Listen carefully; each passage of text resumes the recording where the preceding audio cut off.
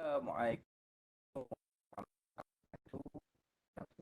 Baik, saya sambung lagi pengajaran berkaitan tentang pengiraan faraid. Cuma kali ini pengiraan faraid dia agak tricky, okey? Kerana pengiraan ini tersebut, soalan ini berkaitan tentang arwah karimun. Sebagai contoh, meninggalkan waris iaitu kenanga, isteri dan dua orang anak lelaki iaitu Abdul Rahman dan Abdul Rahim.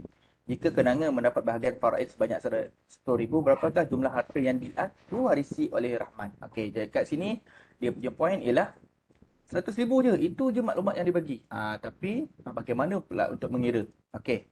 Sebenarnya maklumat walaupun kita perlu tahu, kita kena ingat jumlah waris. Kat sini ada waris dia isteri dan dua orang anak lelaki Abdul Rahman dan Abdul Rahim. Jadi kita boleh kira sebenarnya berapakah orang kata apa jumlah harta tu. Jadi macam seperti biasa kita perlu buat table. Okey, kita perlukan waris. Okey, waris, asal masalah, okey, saham dan tasnif lah. Okey, asal masalah fardu, okey, fardu, asal masalah dan sahamnya. Okey, jadi bila sebut tentang waris kat sini, warisnya ialah terdiri daripada kenanga, kenanga iaitu ibu, kenanga, AB Abdul Rahman dan Abdul Rahim.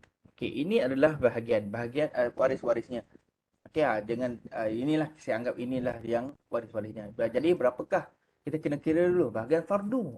Kenanga. Kenanga berapa bahagian fardunya? Bahagian fardu kenanga ialah 1/8.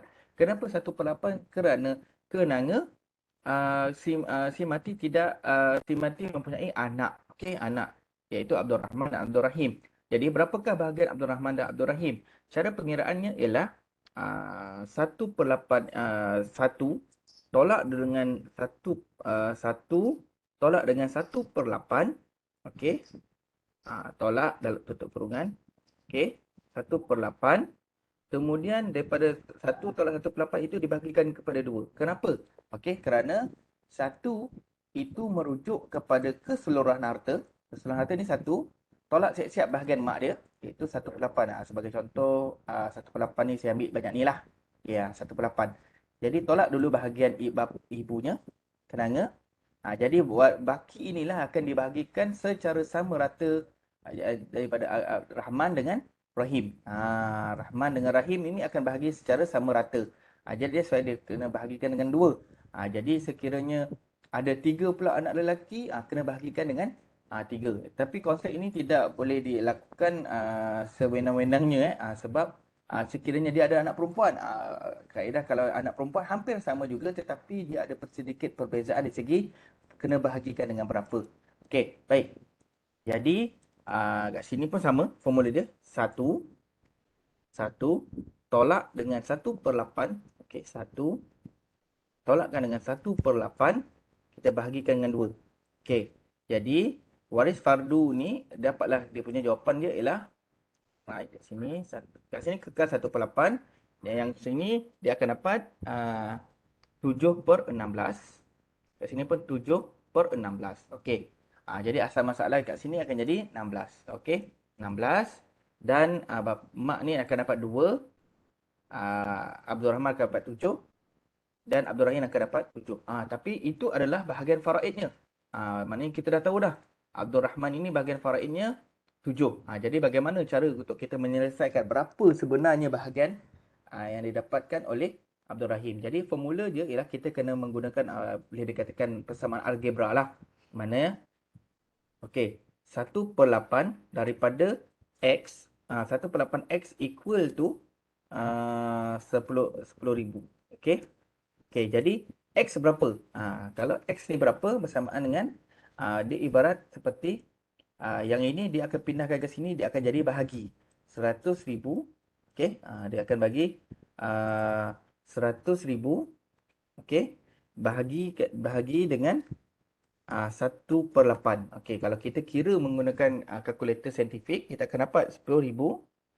10,000 kita bahagikan dengan 1/8, kita akan dapat 80,000. X equal to 80,000.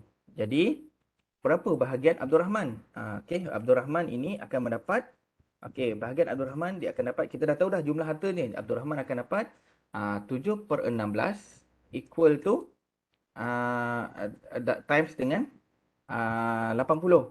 Okey, 7/6x. Okey, dapatlah jawapan dia. Kita tak tahu jawapan dia berapa. Jadi kita kena buatlah ah, kita darab 7/16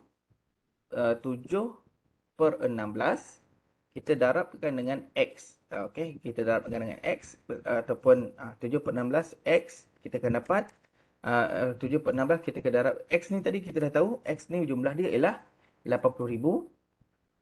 Jadi 7/16 darab 80,000 bersamaan dengan 7/16 darab dengan 80,000 kita akan dapat 35,000. Okey, inilah bahagian yang didapati oleh Abdul Rahman. Okey, dia ada cara kira yang lain. Okey, cara kira yang mungkinlah lebih mudah tapi dia tak adalah mudah tapi dia lebih orang kata apa mudah. Kita macam biasa kita darabkan dengan ini. Kita darabkan 1/8. Okey, 1/8 equal x bersamaan dengan 10,000. Okey. Jadi kita darabkanlah 8 darab dengan 10,000 kita akan dapat 80,000. Okey, 80,000 ini kita tolak dulu dengan bahagian mak iaitu 10,000.